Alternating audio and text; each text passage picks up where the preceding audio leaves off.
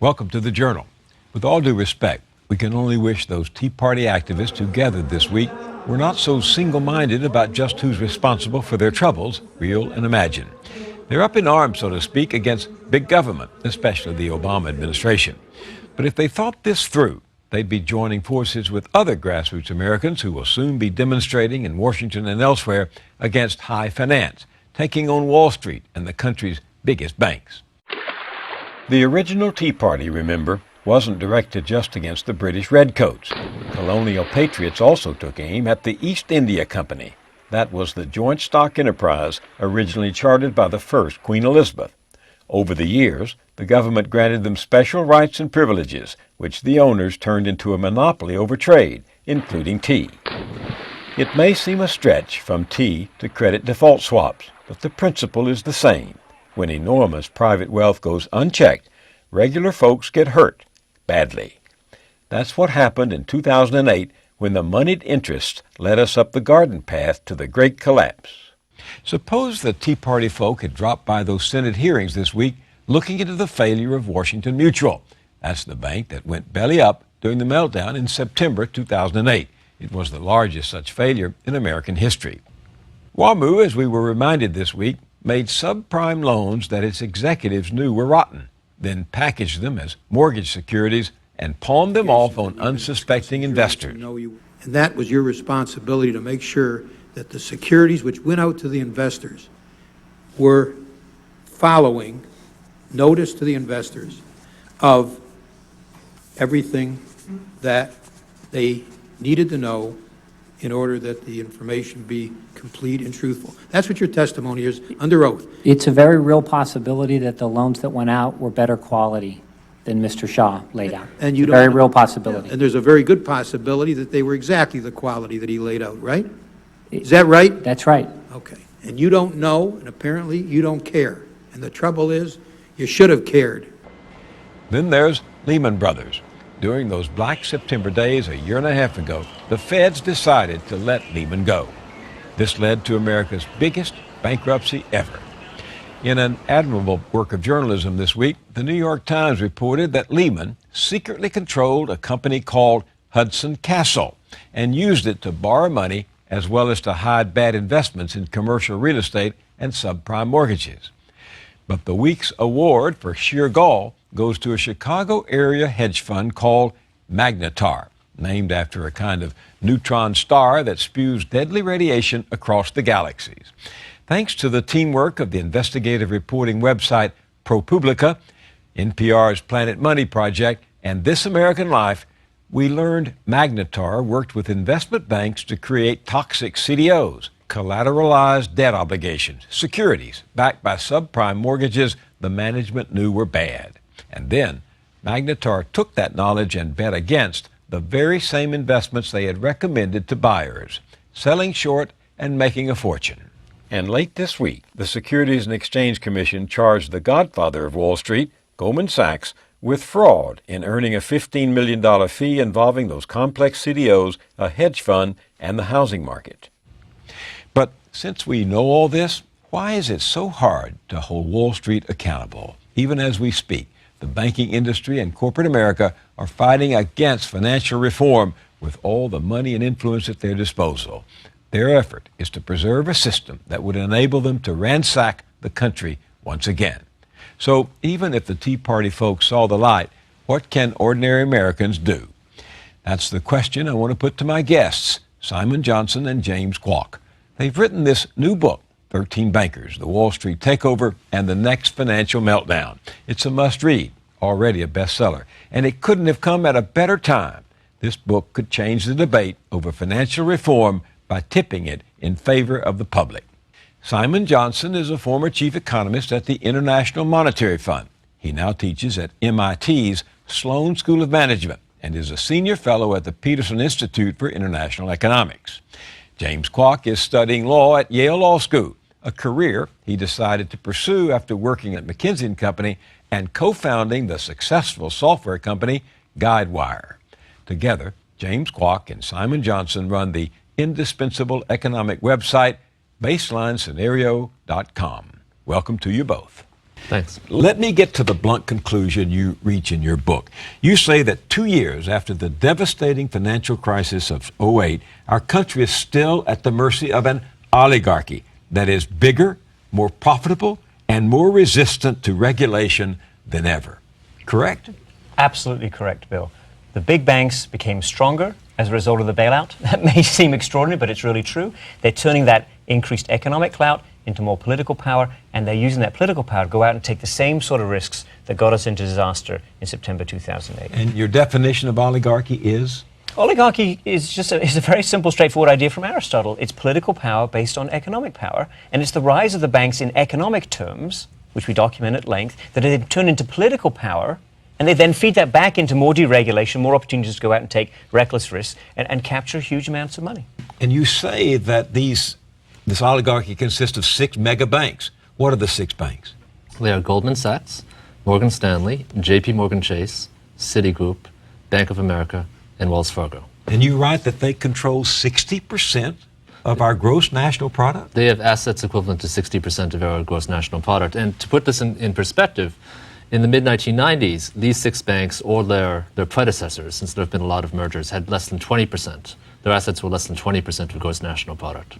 And what's the threat from an oligarchy of this size and scale?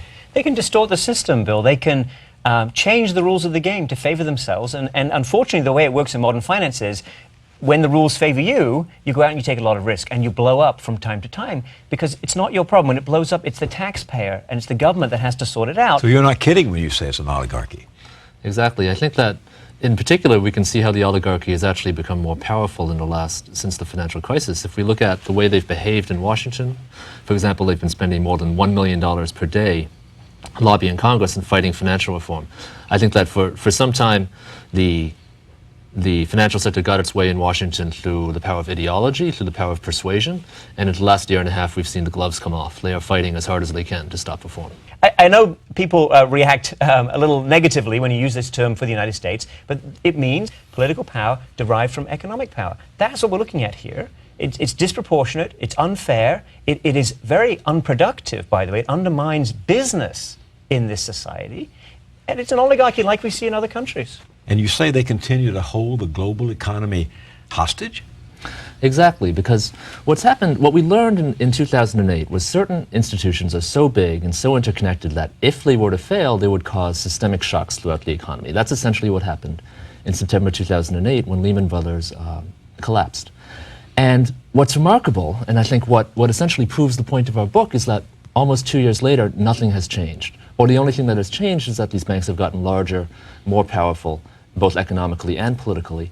And they've been flexing their muscles in Washington for the last year and a half. So Neil Wolin, the Deputy Treasury Secretary, gave a blistering speech to the U.S. Chamber of Commerce in which he said, look, the financial sector has been spending more than $1 million per day lobbying against the reforms we need to fix the financial system. Now, Simon and I think those reforms that the administration has proposed do not go far enough, but we think they're certainly better than nothing. What Wall Street wants is they want nothing. They want to stop this in its tracks and go back to where we were 5 years ago. It's amazing, Bill, but this is politics and this is money. And, you know, there's a ground game, which is campaign contributions, which are surging in, I'm sure, on both sides of the aisle. And there's also the ideological space. It's amazing. The Chamber of Commerce that claims to represent this broad cross-section of American business is siding with 6 big banks who favor policies that are directly contrary to the interests of most of the membership of the Chamber of Commerce. And that's not just me saying that. That's Neil Wolin, that's Treasury, that's the White House saying that now. Fortunately, they've come to the point where they're willing to call the Chamber of Commerce on that. But I don't know if that message is getting through to people. You see, what the bankers have done is they've taken a basic principle which is more or less true, which is that free financial markets do enable money to go to the places where people need it. But on top of that, they've erected a system that is indescribably complex and gives them many opportunities to make money at the expense of their customers, at the expense of their counterparties, even at the expense of their own employers. So one of the things that has happened has been that Wall Street finance has become so complex, and the internal systems of Wall Street banks have become so complex that if you are a smart banker who is out to maximize your own income, you can find the loopholes in the system and you can exploit them, even if it means taking money from your own company. You've been writing this week on your website about this hedge fund in Chicago that's made a lot of money, in effect, betting against the American dream. What was that? Magnetar is a hedge fund, which means that other people gave them money to invest, and their job is to make as much money as possible. And these were the smart guys in the room. They saw that the system was broken, and they found a specific way to exploit it. And they knew that they could go, for example, they could go to Wall Street banks, and the banks would collaborate in making these extremely toxic securities because they knew what the bankers' incentives were. They knew that the bankers' incentives were to do the deal, to do the transaction, to get the fees up front. And they knew that there was nobody watching out for the investors. There was nobody watching out to make sure that the securities they manufactured were actually good securities. But essentially what they were doing is they wanted to short the housing market. And they shorted the market in such a way that they actually made the problem worse, because what they did is they tried to create these very toxic securities explicitly so that they could then short those securities. And that's why, in a sense, they were shorting the American dream. But what the real story of Magnetar, I think, is that they were exploiting a system that was deeply broken. So we like to think that the financial system we have in Wall Street are set up so that as people try to make lots of money, they are indirectly helping the economy by making sure that capital goes where it's needed most. What the Magnetar story shows us is that this is a casino where you can make money exploiting the weaknesses in the casino, and it has nothing to do with the American dream. It has nothing to do with making sure that capital goes to the places where it's needed most. And I have to say that we owe a great debt to ProPublica and Planet Money and This American Life for uncovering the story. Yep. Public Radio's excellent program, This American Life, did a terrific broadcast on this subject based upon the ProPublica investigation that you've talked about. And there's a song in it that I have to play for the two of you and for my audience. Take a listen. Step 1. We write a check for $10 million, hand the check to a Wall Street bank, and ask them to make us a CDO. Step 2. They create the CDO using risky stuff, very risky stuff, extremely risky stuff. Step 3. Other investors commit hundreds of millions of dollars to the CDO. Step 4. We bet against the CDO using a credit default swap. Step 5. The housing market crashes, the CDO's value drops to zero, our bet pays off, and we make hundreds of millions of dollars, and before you can say step 6, we're rich! We're gonna bet against the American dream. We're gonna be on the winning team. Purchase risky debt on a massive scale, then place a bet that the debt will fail. Hundreds of millions for Magnetar, the economy collapsing like a dying star. No one will know till it's on NPR, and who cares? It's time to hit the town. This sucker could go down. The housing market's losing steam,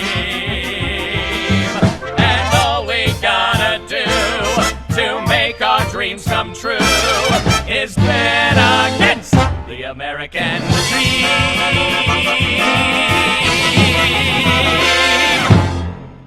You're smiling, James, but is it really that funny? Well, for decades we've been told that Wall Street and financial innovation were promoting the American dream, and I think what the show and the song have really hit the nail on is that, in fact, you could make even more money betting against the American dream, and that's the kind of system we have today. My bumper sticker from this, and I hope it does become a bumper sticker, is, trust me, I'm a banker. I mean, you need to break through, and there's a level of progress here, Bill, which is when people can laugh about it, when people can break it down into pieces, when you've got the 60-second version and you can hammer that and people understand it, then you're starting to fight back. This is about ideology. This is about belief. This is about, these guys are smart, these guys are well paid, so they must know what they're doing. And that's wrong.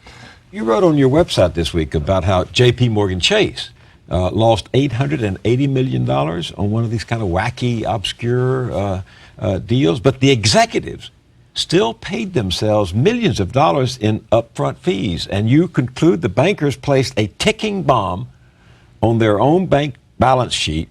It exploded, and personally, they still made money. Exactly, because this is an example. So this is from the ProPublica investigation of Magnetar. Essentially, the bankers at J.P. Morgan Chase involved in the transaction created a new CDO, a new collateralized debt obligation, which was very, very toxic. And either they knew at the time it was toxic, or they should have known. I have no way of knowing. J.P. Morgan decided to hold on to most of this toxic product they had built, $1 billion worth of toxic product. And then when the market collapsed, it turned out they lost $880 million on that position.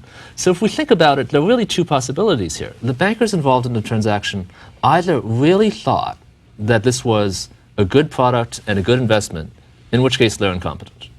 Or they may have had doubts, they may have thought it was toxic, but they knew that the way the internal systems at JP Morgan Chase worked, they could get the fees up front, they could get bonuses based on those fees, and leave the bomb for later. Somebody wrote on your blog this week, if I were to buy an old house, make some cosmetic improvements that mask an underlying rot, got my insurance company to write an exorbitant homeowners policy exceeding any liens against the property, then burned it down, wouldn't that be fraud? Did you answer this guy? I haven't. That Would you? That would be fraud. That would be fraud. So explain to me how you managed to lose $880 million on your own company's money to make a quick buck for yourself, and you get away with it. Well, I think that there are laws in this area. So for any securities, for this type of security, there has to be a document which explains the securities, and that's a document that you give to the investors who might buy them. And there are laws governing those, and if you put in facts in there that are materially false, that you know to be true, that is fraud. But I think the problem is that in many of these cases, I don't think that many of these people were criminals. I get a lot of criticism for saying that I don't think these people were criminals. But I think it's relatively easy to write these documents in such a way that you're not saying anything you know to be false.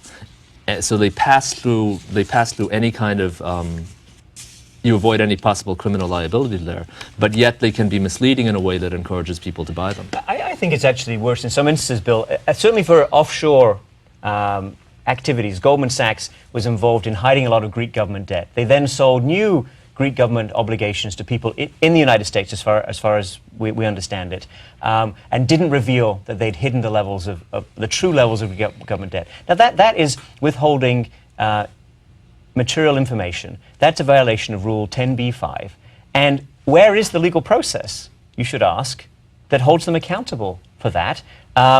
I've talked to lots of very good lawyers about this, and there are many complicated stories about why Goldman Sachs won't face any civil action or criminal action. There are huge loopholes in our legal system with regard to financial services that need to be closed. There were some interesting hearings, as I know you saw, before the Financial Crisis Inquiry Commission, and some of the most interesting testimony came from the former honchos at Citigroup, Mr. Prince and Mr. Rubin. Take a look. Let me start by saying I'm sorry. I'm sorry that our management team, starting with me, like so many others, could not see the unprecedented market collapse that lay before us. My role at Citi, defined at the outset, was to engage with clients across the bank's businesses, here and abroad.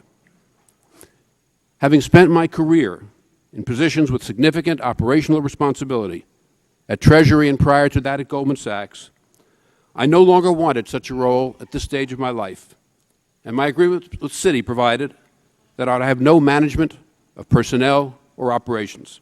But almost all of us, including me, who were involved in the financial system, missed the powerful combination of factors that led to this crisis and the serious possibility of a massive crisis. We all bear responsibility for not recognizing this, and I deeply regret that. The two of you in charge of this organization did not seem to have a grip on what was happening. I don't know that you can have it two ways. You either were pulling the levers or asleep at the switch. How can it be that a Robert Rubin, former Secretary of the Treasury, pulls down $100 million as a senior advisor to Citigroup and claims he doesn't know the risk that was involved in what he was trying to sell to clients and foreign officials? How can that be?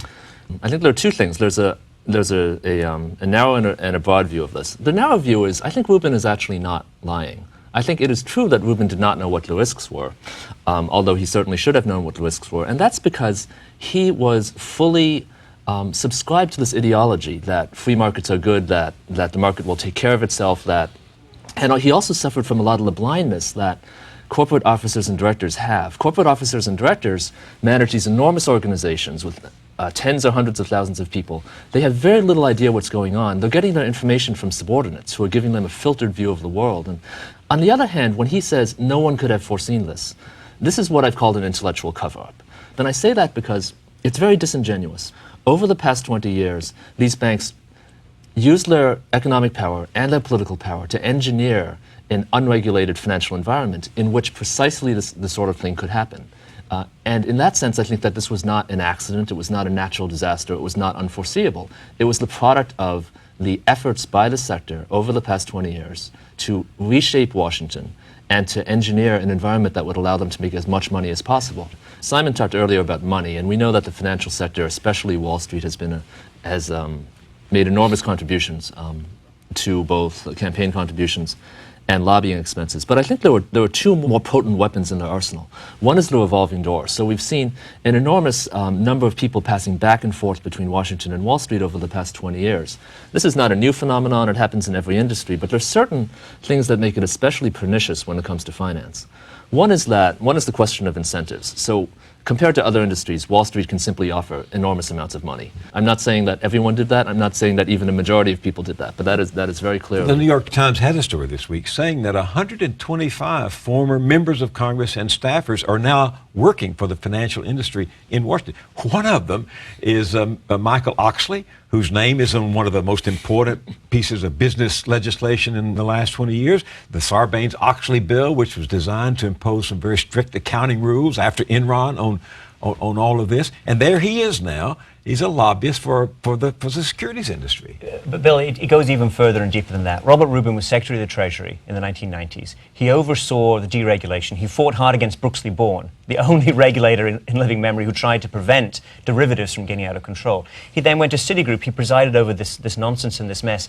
He's now, and he's clearly an eminence grise for this administration. Mr. Geithner and Mr. Summers are his protégés. But that's not all. Next week, the Hamilton Project, a project at the Brookings Institution founded by Mr. Rubin, will have a big public event, probably Mr. Rubin's most prominent Washington appearance since the crisis broke. The headline act at this event will be Vice President Joe Biden. Now, maybe Mr. Biden will be taking on the view of finance that we all should fear greatly, but I'm not so optimistic. You know, I don't get it. Recently, when Newsweek wanted to give big space to somebody to explain how we get out of this, who wrote the piece? Robert Rubin. I mean, are they locked into this worldview so that they cannot see the consequences of their own actions? Well, I think there are a couple things going on. One of the things we talk about in the book is how the Democratic Party became taken over by this Wall Street friendly view in the 1990s, which is, extremely important because in the 1980s we had a deregulatory administration that was largely opposed by a Democratic Congress. And it became very convenient for Democrats because if you believed in the ideology of finance, you could sincerely think, I am a Democrat, I am a servant of the poor and the working class, and yet I can take campaign contributions from Wall Street because I sincerely believe that Wall Street is doing what's best, what's in the interests of the country. I think it's been exposed in the last year and a half that a lot of what Wall Street did was not in the best interests of the country, not in the interests of the people getting these subprime loans, not in the interests of the taxpayer who was paying for the immense fiscal costs of the financial crisis and the recession. But there's a curious time lag going on in the Wall Street intellectual and political establishment where they think they're still in 2005. As I travel around the country, Bill, I'm really struck by the fact that while people in Washington talk about populist anger in the country, most of what I encounter is legitimate, sensible anger. That people actually understand what happened. They understand what went wrong, and they want to stop it. And the banks don't get this. The belief system on Wall Street is the same. Jamie Dimon, head of JP Morgan Chase, one of the most powerful men in the country, and if you don't know his name, you should look him up because this is a man to fear. Very close to the president, has dinner at lunch with the president. The president called him a savvy businessman recently. Yeah. Jamie Dimon told his shareholders, we just had probably our best year ever. They didn't have their best year ever. They went through crisis. They were saved like the rest of the financial system by the government, by the taxpayers, but that's not how they see it. That's not what they believe.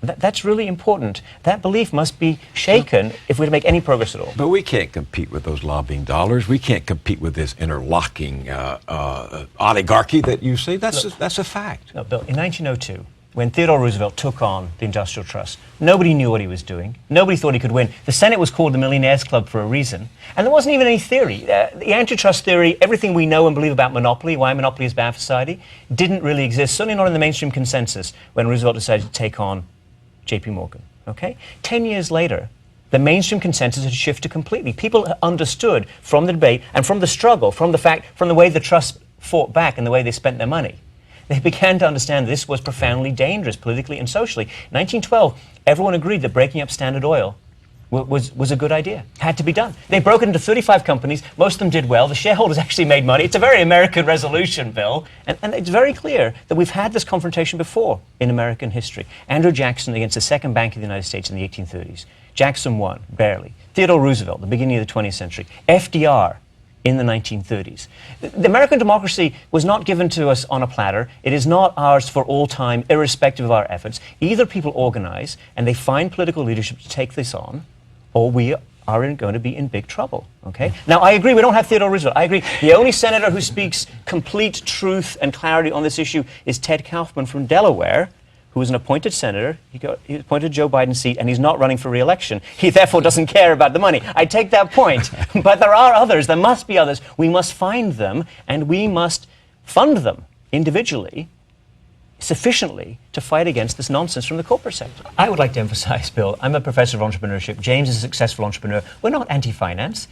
We have many people endorsing the book, backing us, and you know, we put their blurbs in the book for a reason, who are from finance, who really appreciate and understand this key point, which is the complexity has gone too far. It's become dangerous. We need to return our financial system to a simpler, more direct, easier to manage way. You both paid attention last week to the hearings in Washington on the Financial Crisis Inquiry Commission. Was there a theme that you heard emerge there?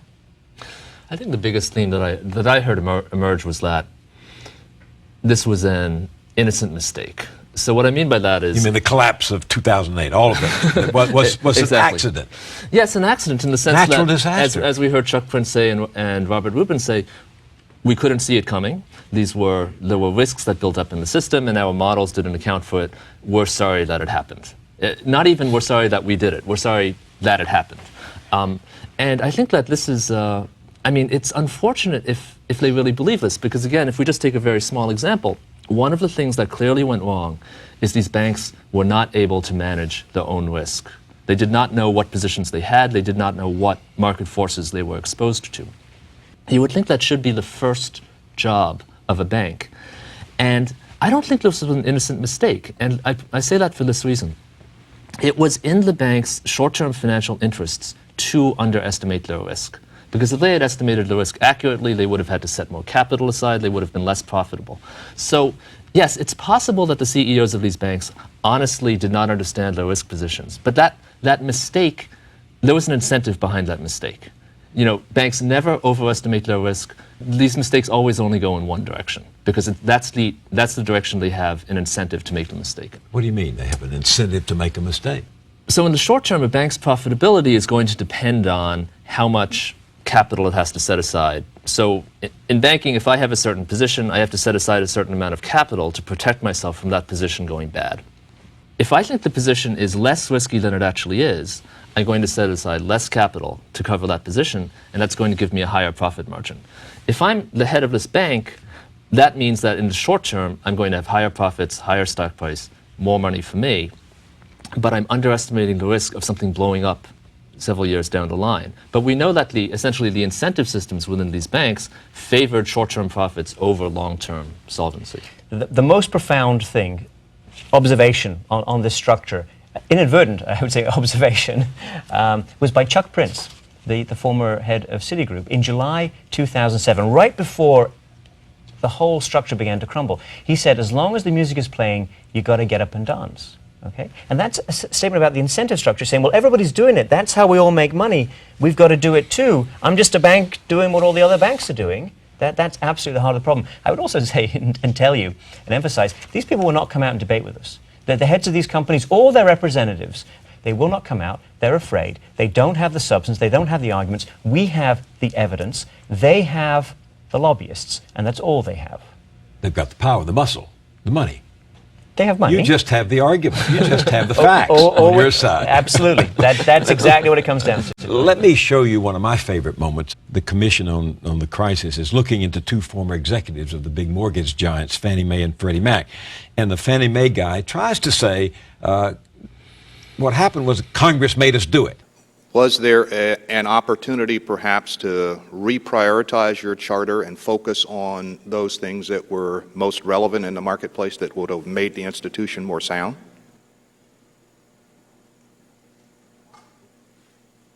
That wasn't done at my pay grade.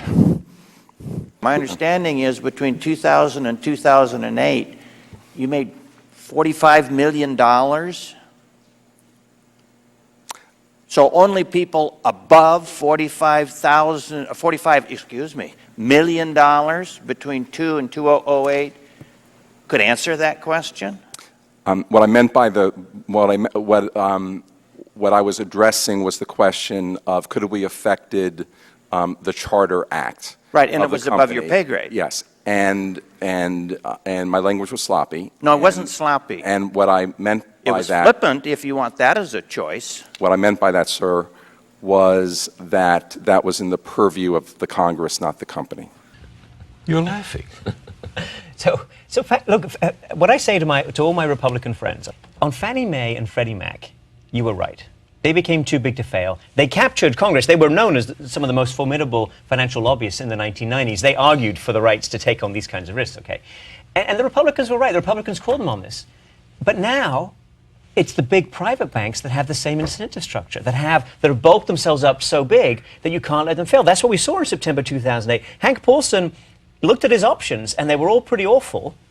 And I'm not a big fan of Hank Paulson, but I think at the moment where he looked at it, he was right, that if you let JP Morgan Chase or Goldman Sachs fail, the consequences would have been devastating because they're so big. It's a Fannie Mae, Freddie Mac structure. Come to Wall Street, come to the top guys on Wall Street, and our Republican colleagues and friends should recognize this, they should acknowledge it, and then we can all fix this together. Well, then why is Mitch McConnell, the senator from Kentucky, who is the Republican leader in the Senate, saying what he said this week? Let me show you from his statement.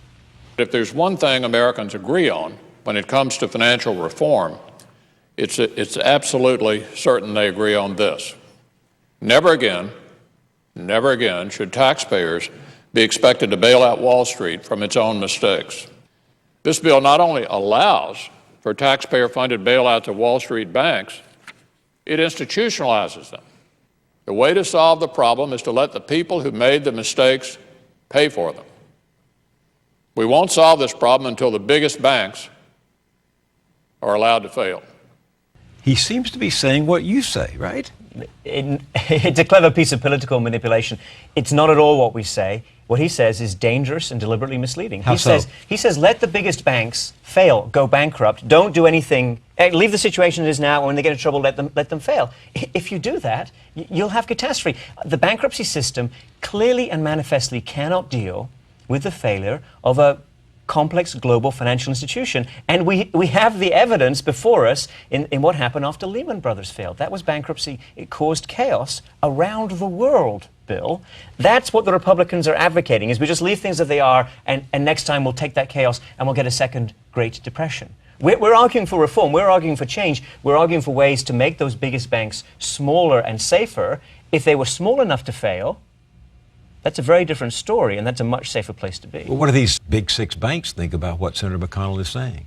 Well, the big six banks don't want any reform at all, essentially. So I think that and there's some evidence that Senator McConnell has been talking to the big banks and to other people on Wall Street. There's been published reports that he attended a fundraiser with hedge funds and other Wall Street poobahs just last week before he made this statement. And the reporters, knowing that he had been at this big fundraiser for hedge fund and Wall Street tycoons a week before, began to press him in an unusual and actually promising way. Take a look at this.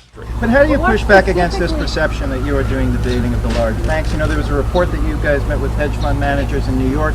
A lot of people are viewing this particular line of argument, this bailout argument. Well, you could talk to the community bankers in Kentucky. I'm not asking about the community bankers. But I'm telling you about the community bankers in Kentucky. This is not everybody. Have you talked with other people other than community bankers? Well, sure. We talk to people all the time. I'm not denying that. What's wrong with that? I mean, that's how we learn how people feel about legislation. But the community bankers in Kentucky, the little guys, what do you say to the Main Street guys, are overwhelmingly opposed to this bill. What do you say to folks who say that this is just spin to deflect attention from the fact that you're representing the large banks? So he deflects their questions about being at this meeting with the large banks, the oligarchs, as you call them, and talks about community banks back in Kentucky. What do you make of that? Well, two things, Bill. First of all, he's embarrassed, as he should be, and that's good. I don't think they used to be embarrassed. I think, I hope Vice President Biden is somewhat embarrassed by the event he's going to attend next week with Robert Rubin, unless he criticizes Rubin and goes after Rubin's view of the world, in which case I'm okay with that. The other part of the problem that we don't think is fully solved by the legislation in the Senate is, why do you have to have these too big to fail banks in the first place? So we think that's the obvious and simplest and almost unarguable solution, that you should simply not have banks that are too big and too interconnected to fail. There are no benefits to society, Bill, from having banks that are larger than $100 billion in total assets. This is a well-established fact. The evidence is in the book. The case. There's nearly 100 pages of footnotes for a reason. But don't let the facts get in the way. I understand. But there's no evidence, okay? We've let our banks get to $2 trillion. Citigroup, when it almost failed, or did fail, in fall 2008, was a $2.5 trillion bank. Jamie Dimon runs a $2 trillion bank at JP Morgan Chase and says, if we're big, it's because we're beautiful and efficient and we should be allowed to get bigger. It's not true. They're big because of this government subsidy, right? That's what gives them the profits at this level. If they get bigger, they'll become more dangerous. Those are the costs. On the benefit side, there's no economies of scale or scope or anything else to support the case of banks bigger than $100 billion. Just on a pure cost-benefit basis. So there's no way that Jamie Dimon, who, according to many observers, is perhaps the savviest bank CEO, the best one out there, there's no way that he can know what's going on within his organization. There's no way he can even have an information system that will let him know efficiently all the things that he needs to know. So why is JP Morgan Chase so big? One reason is that it's in the interests of CEOs to have large banks, because if you have the larger your bank, the bigger your salary. But then at the same time, it creates this incentive among the traders, the people who really make the money or lose the money in these banks. It creates an incentive in the traders to essentially exploit the management failings of the company. The toughest hearing in Washington this week was conducted by Senator Carl Levin, looking into Washington Mutual. That's the largest bank ever to go under in our history. And there are some friends of mine in Washington say there's some possible criminal indictments going to be coming out of this. Let me show you Senator Levin laying out some of the evidence. To keep that conveyor belt running and feed the securitization machine on Wall Street, Washington Mutual engaged in lending practices that created a mortgage time bomb. WAMU built its conveyor belt of toxic mortgages to feed Wall Street's appetite for mortgage-backed securities. Because volume and speed were king, loan quality fell by the wayside, and WAMU churned out more and more loans that were high risk and poor quality. Destructive compensation schemes played a role in the problems just described. These incentives contributed to shoddy lending practices in which credit evaluations took a backseat to approving as many loans as possible. He goes on, there's evidence that WAMU knowingly sold fraudulent loans to investors in the form of securities, that loan officers were falsifying documentation in order to churn out as many lousy loans as they could, and that senior management was putting pressure on the loan officers to do just this. And he claims what we were talking about, that destructive compensation schemes were part of the problem. I think that some people may go to jail. I think that falsifying loan documents, I think there's a good chance people could go to jail for that. I think that if there are, when you get the emails of people at mid-level managers at these banks saying, falsify the loan documents, they might go to jail as well. I don't think anyone who's high up in these banks is going to go to jail for this reason. I think that, for example, these loans were eventually sold on to investment banks, which used them to manufacture new securities. Those investment banks were getting documents from Washington Mutual. These are like representations and warranties. So Washington Mutual is saying, these loans meet these criteria. And the investment bank is going to say, I got this document from Washington Mutual. They told me the loans were good. You can't send me to jail. And he's absolutely right. So you've got investment bankers who must have known, who should have known that a lot of these loans are bad, but they've got a piece of paper from the person selling them the loan saying they meet these criteria. He's pretty much scot-free when it comes to criminal liability. So mistakes were made, but not by me, right? Exactly. I mean, that seems to be the mantra that came through all these hearings this week. Mistakes were made, but not by me. No, I think they also say, Bill, well, everyone made mistakes, Bill. We're just human. This was beyond our control. And that's not true. These are systems that they controlled, they designed. Mr. Rubin designed this right? And I want to point out that something very interesting in this WAMU conversation. It's only when a firm collapses that you get full discovery. Now, Senator Levin is a great voice on this, and I think he's absolutely nailing this. But he only has the ability to get at this level of detail and documentation for a company that failed, like WAMU. For the people who were able to keep going, the Goldman Sachses of this world, you'll never know what they're really up to. These are incredibly smart people. They're very well paid. They have every incentive. The regulators are totally outgunned. It's not an accident that this complexity allows them to get away with it. It's by design. That's the system. Not a conspiracy, Bill. Don't say that. It's a system of It's a system of beliefs and incentives. It's much more profoundly dangerous than a conspiracy. Why? Conspiracies you can unroot. Conspiracies you can have, a couple of hearings. People can understand it on TV. You get the soundbite. This is very complex. This is about what many, many PhDs and specialists in finance have cooked up over 20 years with the active participation of the people who are supposed to oversee that in Washington. Is this what the blogger meant when he posted on the baseline scenario this week? Unnecessary complexity just creates rich opportunities for systemic corruption? That is certainly one of the things he meant. What should be the purpose of reform? Should it change the behavior of Wall Street, or should it change the regulation of Wall Street? And there is a difference, is there not? Absolutely. Look, I don't know if this will work or not. I don't know if at the end of the day we will end up supporting the bill. I hope we will, okay? But whatever happens, this is one legislative cycle. Theodore Roosevelt did not change the mainstream consensus in this country with regard to power and monopoly and the dangerous side effects of big business overnight. He didn't do it in 1 year or 2 years. It was a 10-year process. The consensus has to change, Bill. And regulation, the role of regulation, our understanding of regulation with regard to finance has to change. The regulation is there to limit the downside to society and to make sure that all of these activities have as much as possible of the positive effect on the economy without generating these massive negative shocks. And we are a long way from that point. I think the distinction you made is a very good one between changing the regulation of Wall Street and changing Wall Street itself. I think the bill does a lot of things that will improve the regulatory system. I think it does not do a lot to change Wall Street. Certainly, better regulation will change Wall Street a little bit, but some of the basic fundamental issues, I think, for example, the fact that in many realms, Wall Street banks knowingly make money by finding, because they want to put on a trade, they find a sucker to take the other side of that trade. They're making money directly off of their customers. You can't really have it any other way when you're engaged in proprietary trading. This is not going to change. The fact that we have these enormous banks that are too big to manage and that have a competitive advantage because they're big, that's not going to change. And that's one reason I think why it's not going to satisfy the many people in America right now who are upset and frustrated about what's happened, because they're going to see that what we've done is we've made Washington a little bit better at regulating Wall Street. We haven't changed the fundamental causes. Well, I've seen one regulatory agency after another taken over by the very industries they were supposed to regulate. This is absolutely right, Bill. And you know that the person who nailed this intellectually a long time ago was from the University of Chicago, George Stigler, not a man of the left. He got a Nobel Prize for this observation. All regulated industries end up with the industry capturing the regulators. And what's happened to us is a Stigler, exactly what Stigler warned against, on a massive scale. And you have to think very hard about this. The administration still argues that we should delegate responsibility going forward for lots of things around finance, like how much capital you should have. Delegate that to the regulators. Now that's crazy. That's not acceptable. That is not what they should do, particularly because, and any Democrat should say, well, wait a minute, next time a free market president who doesn't believe in regulation comes in and will gut the system, and any person from the right who's read Stigler should say, well, these regulators are just going to get captured. You've got to put it in legislation. You've got to design the legislation. You've got to go after the things that can be legislated. Congress must not abdicate this responsibility. So you would break up the banks. That's what you would do, right? We would set a hard size cap on the banks, and that the banks, in order to comply with that, would have to break themselves up. So take a bank like Goldman Sachs, for example. It's about 10 times bigger than what we would be comfortable with. And you put that cap in, they have to figure out how to do it. They have a fiduciary responsibility to their shareholders not to lose value as they comply with this law, not a regulation, law.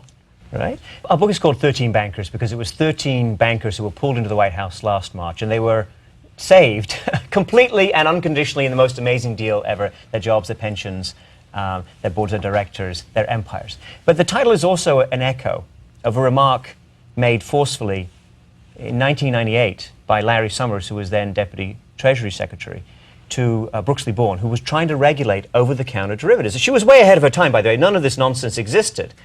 But she saw this coming in a very profound sense. And she wanted to act in a preemptive and preventive way. Now, Larry Summers called her up. This is, according to the public record, has not been disputed by any of the protagonists here. He called her up and he said, Brooksley, if you do what you want to do, which is regulate the derivatives, regulate all this over-the-counter derivatives, I have 13 bankers in my office who say you will cause the greatest financial crisis since World War II. Right? That was what he believed. That was the prevailing philosophy of the Rubin wing, the Wall Street wing of the Democratic Party. That was Alan Greenspan's view. That is what brought us to this point.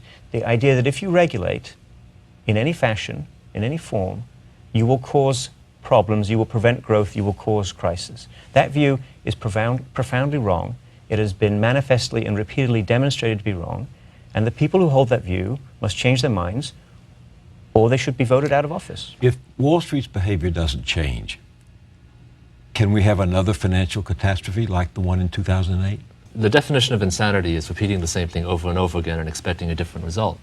And I think one of the core messages of our book is that the fundamental conditions of the financial system today are the same as the ones we had leading up to this crisis.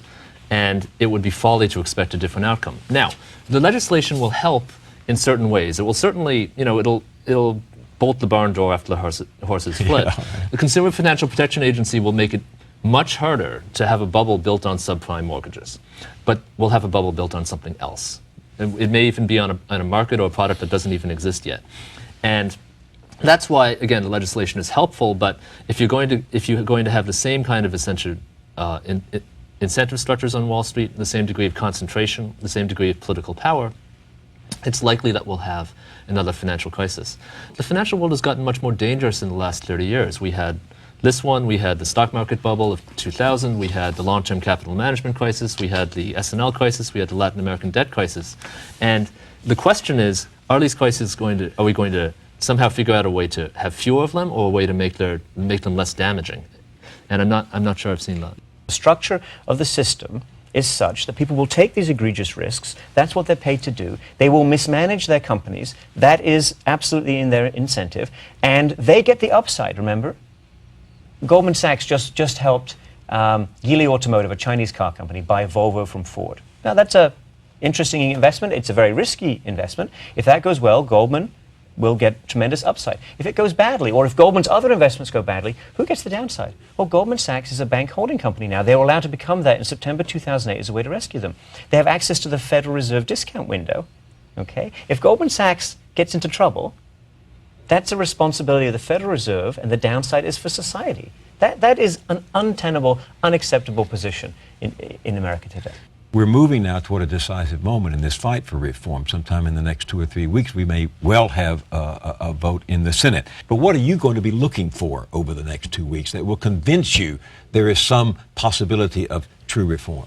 Well, it's going to be a little bit difficult, because right now a lot of the action is in the fine print, as often happens in the last phase of bills. But I think there's going to be an attempt to weaken the Consumer Financial Protection Agency, even more than it's been weakened already. Essentially what will happen is opponents will try to make the CFPA subordinate to some other regulators who can veto it. I think that on derivatives there's going to be a lot of action essentially on this issue of exemptions. So the derivatives legislation looks quite good if you read the first page and look at the headlines, but then there are exemptions inside it. And the question is, how big are the exemptions? The thing that we care about most is on the too big to fail issue. So are we going to have real constraints on the size and scope of these banks? Things that the Obama administration unveiled in principle to great fanfare in January. They had a press conference with Paul Volcker and said, we're going to have these Volcker rules. Those rules have been considerably watered down in the legislation. And I think that what we would most like to see are serious constraints on the scope and the size of these banks. Those are the main issues that I'll be looking at. So the second Volcker rule that was proposed in January was to put a size cap on our largest banks at their current size. Now that $2 trillion. Yes, $2 trillion. Now the size cap is a good idea. Obviously, the current size makes no sense at all, because that's how we got into this mess. There will be amendments brought forward to the floor of the Senate if this process has any integrity at all. For example, by Senator Sherrod Brown has a very good draft amendment. Ohio, right? Absolutely, and he will in that amendment press for a hard cap on the size, and I think also restrictions on the scope, and they'll give a lot more restrictions in legislation, which regulators will have a hard time getting out to in terms of what can be allowed in our biggest financial institutions. For me, at least, Bill, that is going to be the critical moment? How many people support that amendment or that kind of amendment? Does the Democratic leadership come out in favor of it? Where does the White House stand on this? If the White House steps back and the White House says, well, it's all up to the Senate, we're staying out of this, I think you know what's going to happen. You're going to get mush, all right? Nothing really meaningful will come of it. If the president takes the lead, if the president takes us on, if the president takes us to the country, takes on the Chamber of Commerce, goes directly to people, and explains why you need to make our biggest banks smaller as one way, that's not a sufficient condition for financial stability, but it's necessary, and it gets at the heart of their political power. Take on the big banks, take them on directly. That's what Jackson did. That's what Theodore Roosevelt did. That's what Franklin Roosevelt did too. Simon Johnson, James Kwak, thank you for being with me. The book is 13 Bankers, The Wall Street Takeover, and the Next Financial Meltdown. We will link this conversation with your website, baselinescenario.com. Thank you. Thank you. Few, if any, predicted the unusually rapid comply with regulations. I did the best that I knew how. In hindsight, if we and the industry as a whole had been able to Regrettably, anticipate the we were not able to prevent the losses that I was not involved in the interactions between the company and the regulators. Although I was not in the room, it was executive session. I'm sorry I don't, but I just don't know what the number was. That's it for the Journal, except for this postscript to last week's conversation with the historian and military analyst Andrew Bacevich, who had this to say about Afghanistan. It is the longest war in American history, and it is a war for which there is no end in sight. And to my mind, it is a war that is utterly devoid of strategic purpose. And the fact that that gets so little attention, I think, is simply appalling, especially when you consider the amount of money we're spending over there and the lives that are being lost, whether American or Afghan. Hardly had we finished talking about the rising anger over Afghan civilians killed by American and Allied troops, the news came of more death. American troops opened fire on a passenger bus near Kandahar. They thought the bus threatened a military convoy. At least 5 Afghan civilians were killed and 18 wounded. Soon, a loud and angry crowd was demonstrating against the United States, followed by a suicide bombing at the Kandahar office of Afghan intelligence that killed 4 officials and another 5 civilians. All of this as General David Petraeus, commander of our forces in the Middle East and Central Asia, told a Washington audience that the continued loss of innocent civilian lives undermines everything America's trying to do in Afghanistan. And all of this as Congress prepares to vote on spending another $33 billion on that faraway war. Mayor Matt Ryan of Binghamton, New York, can't take it anymore. He calculates that by September 30th of this year, the citizens of Binghamton will have paid $138 million in taxes toward the occupation of Iraq and Afghanistan, and more if Congress passes the Obama request for supplemental funds. Binghamton is a small city of 47,000 people with an annual budget of $81 million. Facing a budget deficit, the mayor has to raise taxes or cut jobs. He says he is sick and tired of watching people in town squabble over crumbs while sending all that money to foreign wars. So next week, he will become the first mayor in the country to install on City Hall a large digital clock adding up minute by minute how much the people of Binghamton are paying for those 2 wars. You can find out more about the story and voice your opinion at our website on pbs.org. On that point, as you know, the Journal will be coming to an end on April 30th, but not our website. We will stay in touch even after we're off the air, and you can check in with us at pbs.org/Moyers and through our podcast, Facebook, YouTube, and yes, Twitter. In turn, we can check in with you. Just remember, as the late novelist Saul Bellow once told me, no one will be heard in the future who does not speak in short bursts of truth. We're trying, Saul, we're trying. I'm Bill Moyers, and I'll see you next time.